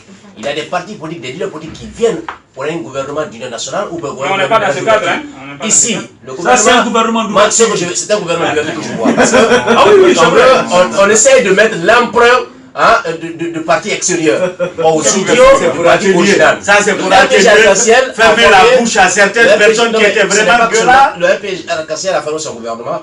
On fait appel à deux opposants. C'est pour dire qu'il y a une ouverture. Le RPG arc-en-ciel n'a pas fait. C'est comme pour dire. Moi, je veux. Non, on s'attend. Ce n'est pas un crime, justement, faut pas désinformer les gens. Ce n'est pas un crime. Oui, justement, faut pas désinformer les gens. Faut pas désinformer les auditeurs qui nous écoutent. Il faut le dire une fois encore et on insiste dessus. Ce n'est pas un gouvernement du RPG arc-en-ciel. Sinon, c'est seul Komara qui est venu du RPG arc-en-ciel pour les jeunes. Les autres, officiellement. Les membres du bureau exécutif ou du bureau central du RPG arc-en-ciel, il est le seul à venir. Alpha Ibrahima qui a également été en 2-3. Moi 5. Justement. Attendez, moi je ne veux pas qu'on quitte. Je ne veux pas qu'on quitte le studio avec beaucoup de spéculations. Vous avez parlé des 5. Est-ce que le gouvernement est conscient de ça? On est plus que ça déjà. Ils sont combien? Voilà, allez, si vous prenez Naïté, d'accord, si vous prenez Dr Ibrahim Kouman, si vous prenez Bantama, si vous prenez Kassori, qui d'autre encore? Citez-moi les loges des ministres là, parce que moi... Et après, qui d'autre là, franchement? Qui là? Après, Moussangaï n'est pas du bureau exécutif. Voilà, on y comprend. Non, on connaît pas. Voulez ou non, c'est justement, vous ne pouvez pas citer, c'est que le problème est que le président du RPG, le Kassori... Non, moi je vous savez, le débat est difficile. Le débat est difficile. D'autant que le débat est difficile. Moi j'aide les auditeurs. Ce n'est pas même les experts dans le studio. Je vais aider les auditeurs. Quand vous prenez 33 ministères et que vous me citez au moins 8 personnes, je ne dis pas que c'est le gouvernement du RPG arc-en-ciel. Je ne veux pas que ça sorte quand même de la bouche d'un expert. C'est un gouvernement de qui là? C'est un gouvernement de point bas. Personne ne l'a dit. On va permettre à Condé de progresser. Personne ne l'a dit. Je voulais juste dire que cet exercice est possible en Afrique, ça se passe dans les grandes démocraties où les ministres viennent, les partis politiques viennent pour accompagner un gouvernement, pour mettre en place un projet qui est là, pour édicter un projet. C'est pas mal que Abakar Silla revienne, d'autant plus que moi je suis fier de lui parce qu'il n'a pas fondu son parti politique. Il est resté avec son identité, Mokhtar est resté avec son identité, ils viennent parce qu'ils sont compris sur un préalable. Mais ça sont des partis sur papier, de ce gouvernement. Non, ce n'est pas le poids que je mesure, c'est la personnalité. Abaka Sylla, ce n'est pas un petit acteur politique dans ce pays. Mokhtar Diallo n'est pas un petit acteur politique dans ce pays-là. Donc quand ils viennent avec leur identité. On se dira, Mokhtar Diallo, député.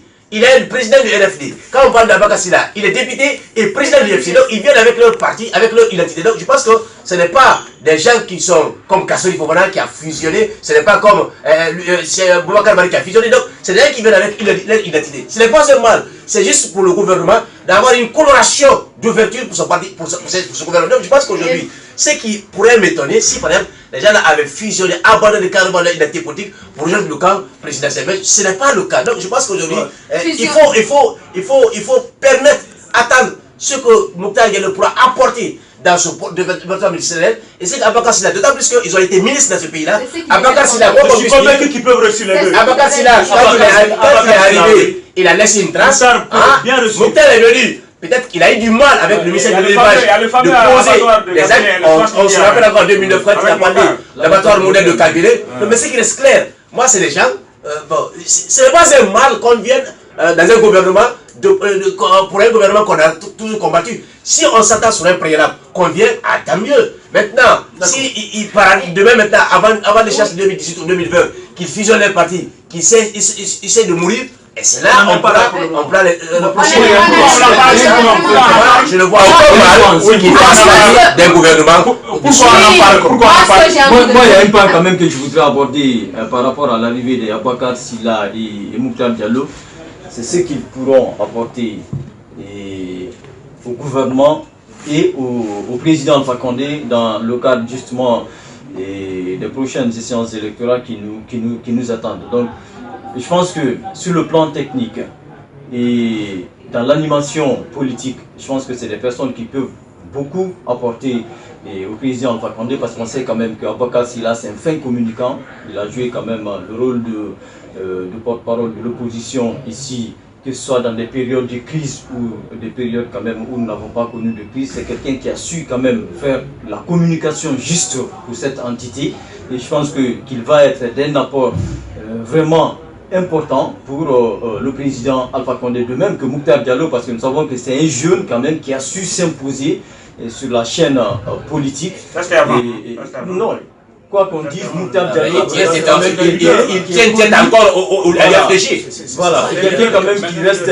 Mais ce que j'ai pu dire, c'est que c'est des personnes quand même qui ne sont pas venues avec de militants, parce que les militants, ils n'en ont pas assez. Abaka Sylla, il n'en a pas d'ailleurs. Mokhtar Diallo, on peut dire qu'il a un peu, parce que lui, oui, Mokhtar Diallo a un peu. Parce que au moins, à l'occasion de ces élections locales qui sont passées, il a obtenu quelques conseils. Cherchez dans les rangs de l'UFC et trouvez-moi quelques conseils que le parti a pu obtenir.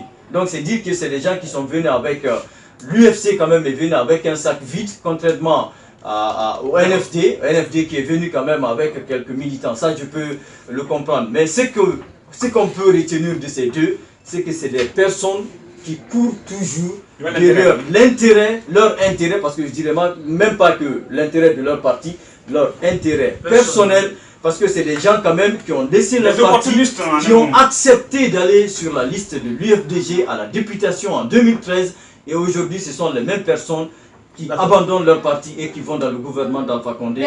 Donc c'est dire que c'est des personnes quand même qui n'ont aucune constance politique. Les candidats de parti sont d'accord. Ça relance le débat. Il faut être toujours mesuré, ils n'ont pas abandonné leur parti. En politique, on ne peut pas être...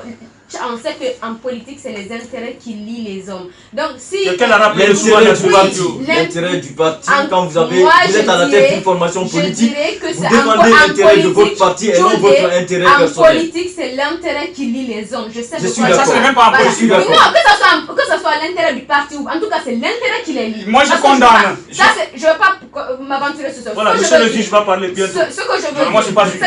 J'aborde le cas Mokhtar Diallo et Abaka Sylla sur le même plan que Abaka Condé. On sait qu'Abaka Sylla, il est président du parti UFC. et Mokhtar Diallo du MND qui se sont réunis pour former le FAD, c'est-à-dire le front pour l'alternance démocratique. Et c'est bien sûr ce front-là, la création de cette alliance qui les a, à mon avis, qui les a permis de se retrouver aujourd'hui dans ce gouvernement. Non, parce que laissez-moi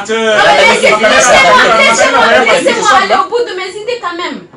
Pour moi, je pense que c'est cette alliance-là, parce que depuis qu'ils ont adhéré à cette alliance, ou non, depuis qu'ils ont créé cette alliance, leur façon de voir, ou non, leur communication ont changé. Ah, oui. Ils ont changé de communication, ils ont changé leur façon de faire, et ils ont positivé en parlant d'action du gouvernement, de ceci, de cela. Je pense que s'ils sont aujourd'hui dans ce gouvernement, c'est bien à travers la création de cette alliance-là. Ça, c'est notre... Maintenant, la précision, je vais juste vous aider. Matanera ne fait pas partie du FAD.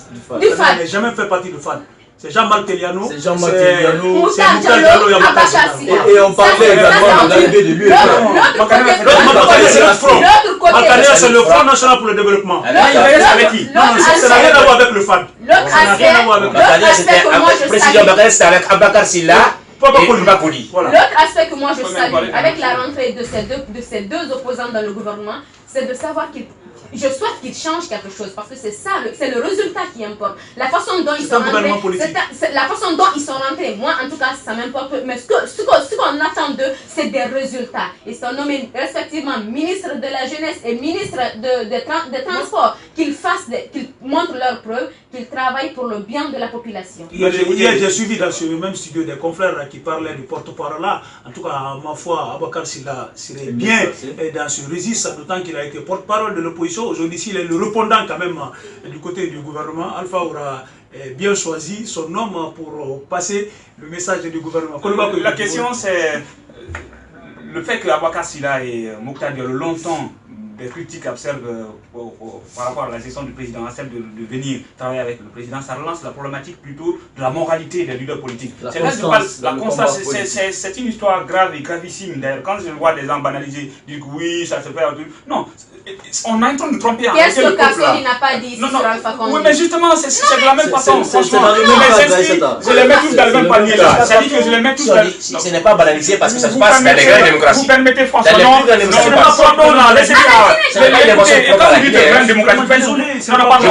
alors je vous donne un exemple d'Allemagne. Vous me permettez franchement, vous me permettez. Il y a la coalition. Je vous me permettez. Mais on n'est pas dans ce cadre-là, franchement. C'est-à-dire que vous ne vous inscrivez pas dans une logique de transition au gouvernement d'union nationale. On n'est pas dans un cadre de gouvernement d'union nationale. Personne n'a parlé de gouvernement. Oui, quand vous prenez, quand Abakar Condé, ouverture, allez, franchement, encore une fois, je dis encore une fois, on est en train de tromper le peuple de cette part. Parce que ces jeunes-là, ou plutôt, bon, ces vieux-là plutôt, je dirais, ont fait aligner, ou des personnes les ont soutenus par rapport à ce qu'ils leur ont dit, de leurs convictions, si on est ceci, on est cela, le président Alpha Condé, il est noir, c'est le choix, c'est le méchant, et tout. Et après, on se cache dans les... On sait déjà les sacs, cette histoire de sacs de riz, les 100 millions que le président aurait donné à Mokhtar Diallo et Abakar Silla, tout le monde connaissait, et puis après ils ont démenti tout. C'est ça des gens en réalité qui criaient haut au niveau des radios, la nuit, il faut filer entre les fleurs du palais de la présidence. Encore une fois, c'est une honte. Aujourd'hui, très sincèrement, je suis déçu de tous les politiques. En réalité, à commencer par le président de Zaro, à Kokoro ou quoi, je ne sais pas où. En réalité, ce sont des gens qui ne sont pas honnêtes. En réalité, on doit plutôt... on n'a pas de véritables politiciens qui a une bonne moralité. Ces gens-là, ce sont des opportunistes. En réalité, c'est tout. Kassori ici, là, franchement... Il faut chercher le nouveau Guinéen peut-être pour composer une équipe gouvernementale. Nous allons continuer, on est pratiquement pris par le temps. Le dernier point qui nous intéresse ce matin, c'est ce super ministère maintenant qui est né, le ministère des affaires présidentielles, des affaires présidentielles et de la défense nationale, incarné par Dr Mohamed Diané. Vous le connaissez, c'est un classique quand même du RPG Arc-en-Ciel.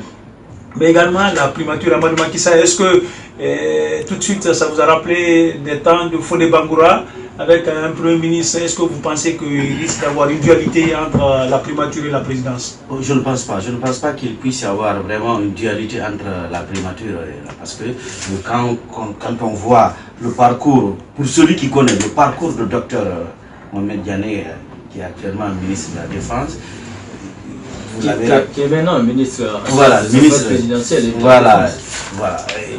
Vous l'avez rappelé tout à l'heure, je dirais, c'est la quintessence la moelle épinière, le substratum même du RPG arc-en-ciel.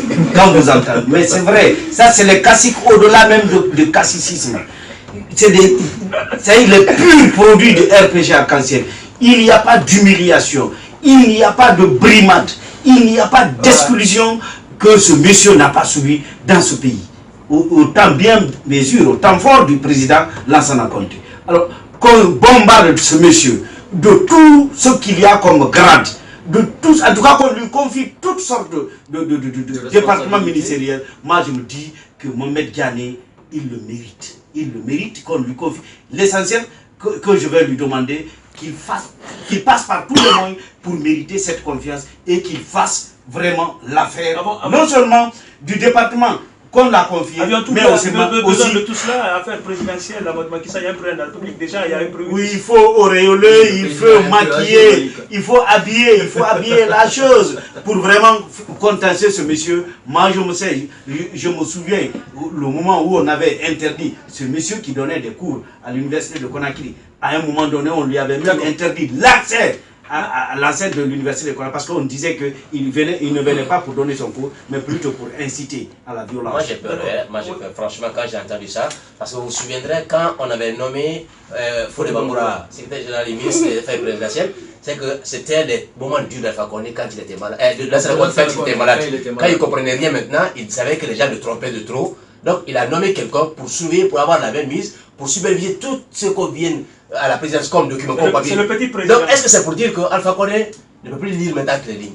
Est-ce que c'est pour dire qu'Alpha Condé... Non mais attendez, c'est inquiétant. Moi je me rappelle, c'est inquiétant parce que, pourquoi je le dis, à la présidence il y a des ministres d'État. On parle qui est ministre d'État là-bas. Il y a chef de cabinet, il y a ministre de secrétaire général de la présidence, il y a le chef de cabinet Khalil, il y a autant d'autres, il y a des conseillers. Mais ils servent à quoi? Il va gérer les affaires. Un ministre de la Défense nationale vient encore pour surveiller les actions gouvernementales. Ça veut dire qu'il est non seulement au niveau du gouvernement, de la présidence, il est non seulement au niveau du gouvernement, mais il a aussi un pied à la présidence. Donc ça veut dire que c'est le vice-président de la République. Donc félicitations à Mohamed Diané pour la promotion, mais c'est inquiétant parce que j'ai comme l'impression qu'Alpha Condé ne peut plus lire entre les lignes. Voilà, nous allons continuer. En tout cas, on ne doute pas du tout de l'état de santé du président de la République. Une fois encore, au moment où nous passons cette émission, il est à Paris pour un séjour. Nous allons continuer. Dans ce gouvernement, Alpha Ibrahim Akira, ancien cacique du PIP, qui prend les rênes du ministère de la Sécurité. Vous le savez, quand on parle de la sécurité, il y a non seulement la sécurité des Guinéens et de leurs biens, mais également le respect des principes. Il a été très ferme ce matin sur la radio nationale. Il dit que c'est avec volonté farouche. Il a dit, c'est le mot qu'il a dit, c'est avec volonté farouche et quand même qu'il prend les rênes de ce département et que les textes et les lois seront scrupuleusement respectés à Guinée. Moi je voudrais bien que lui-même d'abord commence par respecter les textes parce que on peut bien comprendre qu'un ministre veuille faire respecter les textes de loi dans un pays, mais si vous-même... il a violé quel texte? Il a violé quel texte? Non, c'est un souhait qu'il aimait. Il a aimé un souhait. Mais il va faire respecter, c'est ça son travail. Non, ça vous ne pouvez pas le dire. C'est juste des mots. Confiance en l'homme, je le connais. Oui, vous avez confiance en l'homme, mais c'est quelqu'un que les Guinéens connaissent très bien. Je ne dirais pas la plupart, les Guinéens connaissent très bien Alpha Ibrahim Akira. Mais il ne dit pas il y a récemment un de ses anciens premiers ministres qui a fait une sortie d'ailleurs qui l'a accablé. Notamment dans la gestion de l'affaire Bolloré. En tout cas, toutes ces magouilles qu'il a. Ça peut être de bonne guerre. Sauf qu'il n'a pas démenti. Sauf qu'il n'a pas démenti. C'est ce même Alpha Ibrahim Akira que nous avons connu quand même très engagé avec le PUP, qui est aujourd'hui avec le président Alpha Condé et qui dit tout du régime Conté, dont il était même à l'époque l'un des hommes forts. Donc je pense que moi, sincèrement, c'est quelqu'un qui ne m'inspire pas du tout confiance parce que pour moi c'est un démagogue qui n'a pas de conviction. D'accord. Voilà, son arrivée au ministère de la Sécurité, je sais que il succède quelqu'un qui est serein, qui a une compétence, qui a montré vraiment des preuves quand il était au ministère de la Défense. Je parle de Maître Abdoul Kabeli. Non, qui était au ministère de la Défense avant d'arriver au ministère de la Sécurité. Mais malheureusement, c'est un monsieur qui n'a pas pu faire grand-chose au niveau du ministère de la Sécurité. Donc je pense que les mêmes choses qui ont empêché Abdoul Kabeli, qui avait la volonté, qui avait la compétence, qui avait vraiment l'intelligence qu'il fallait, qui avait le sérieux, parce que quand il est venu, il avait fait jurer les cadres du ministère de la Sécurité de ne jamais le trahir et de ne jamais trahir le président de la République, mais aussi les réformes qu'il veut apporter. Mais malheureusement, avec tout ça, il n'a pas pu réussir. Donc pour moi, là où Kabeli a échoué, ce n'est pas un démagogue comme Alpha Ibrahim Makira qui va réussir. Donc ce n'est pas une affaire... C'est un département, c'est un panier à crabe. Donc ce n'est pas le ministère de la Sécurité, on le ce n'est pas un problème de ministre. Je crois à un moment donné, il y a combien de ministres qui ont décidé? C'est le seul ministère. C'est le seul ministère depuis l'arrivée d'Alpha Condé. Il y a eu parce que son papa a été ministre de la Sécurité ici, au temps du premier régime. Et vous parlez du régime de Sékou Touré, que lui aussi pourra réussir là-bas. Je pense que les époques sont différentes. Merci également. Alpha Ibrahim Makira dans le gouvernement, est-ce le retour des dernières heures du gouvernement du règne Conté? Je me pose la question, mais encore une fois... Moi, la seule chose que je retiens de cela, c'est que Alpha Condé n'est pas venu avec des cadres. Il faut vraiment féliciter le président Lansana Conté qui a vraiment réussi à mettre en lumière tous ces cadres parce que ce sont les mêmes cadres que le président Alpha Condé est en train d'utiliser aujourd'hui. Merci. Une dernière question, tour de table sans trop de commentaires. Vous êtes également dessus du départ de Albert Damantan Camara et de Kaokare du gouvernement Macky Sall? Oui, Kaokare, oui, je suis quand même en tout cas. Surtout quand j'ai vu celui qui le remplace, je ne le connais pas, je ne connais pas ses compétences. C'est Maurice Sangaré. C'est Maurice Sangaré. Et quand je suis vraiment déçu du départ de Kaokare parce que le monsieur avait commencé à mettre des jalons, il avait commencé à poser des actes et il avait des ambitions. Ces écoles qu'il avait prévues pour certaines localités qui n'en avaient pas et beaucoup de projets, franchement, je suis vraiment déçu. Vous êtes déçu, vous n'êtes pas du tout surpris du départ de ces deux. Écoutez, moi je suis ni déçu ni satisfait parce que vous l'avez dit, il n'y a pas un contrat qu'il a dit avec le président de la République. Ils sont venus, ils peuvent quitter, d'autres viendront le faire. Ils sont venus, ils ont fait ce qu'ils ont pu faire. Davantage appuyé ce qu'il a pu faire. Kaokare, c'est vrai qu'il avait des projets parce qu'il annonçait même très récemment qu'il avait des projets encore, il avait beaucoup de choses à faire dans ce gouvernement, mais malheureusement il est parti. Peut-être qu'il va revenir à la présidence comme conseiller ou ministre d'État. Vous n'êtes pas du tout surpris du départ des deux? Non, pas du tout. Moi, ce que j'ai pu dire à ce niveau, c'est que la crise syndicale a eu raison de ces deux ministres, trois d'ailleurs, parce qu'il faut citer également le ministre du budget et tout ce qui composait donc ce comité normalement qui avait la charge de gérer la crise au niveau syndical. C'est ce que j'ai pu dire concernant les deux ministres. Sauf que Talibi est resté. Oui. Il faisait partie de ce qui est des obstacles, on parle des obstacles. Voilà. Ce qui est considéré comme des obstacles pour le SLEC, parce que le SLEC s'est félicité. Le SLEC quand même a pointé du doigt un certain nombre de ministres, notamment Albert Damantan, Kaokare, qui était d'ailleurs. Le ministre du budget n'a pas été cité. Non, il n'a pas été cité. Voilà, mais les deux les plus visés, c'était le ministre Damantan et le ministre Kaokare. Vous êtes surpris également de... Ils ne sont pas les seuls Guinéens. Je pense qu'ils ont fait ce qu'ils ont pu faire et ils sont partis. Et c'est le lieu de donner aussi la chance à d'autres. Même si on peut au moins leur reconnaître le fait qu'à Damantan, qu'il est quelqu'un qui maîtrise bien son domaine, il aura la chance, ou le département aura besoin de lui pour d'autres services. Koloba Koivogi, très déçu du départ de ces deux. Je parle à un journaliste. Non, c'est la même question que j'ai posée aux autres, donc vous avez la même question. Oui, moi c'est pas la question que je veux que vous répondiez. Non, d'accord, c'est la même question qu'on pose à tout le monde. C'est ce que j'ai dit. Réagissez à ça. Alors oui, mais pourquoi vous faites un problème? Allez-y, merci à tous, c'est la fin de cette émission Comprendre l'actualité. Avec le même plaisir, on se retrouve demain pour un autre numéro. D'ici là, portez-vous bien. L'information en toute objectivité, sans passion, avec respect de l'éthique et de la déontologie. C'est avec les experts de la maison dans Comprendre l'actualité. Comprendre l'actualité, c'est le rendez-vous quotidien avec notre rédaction tous les matins du lundi au vendredi sur Sabari FM 97.3 dès 9h. Politique, société, économie, culture et sport. Tout Toutes les questions y sont débattues avec sérieux. Comprendre l'actualité, fini vos interrogations.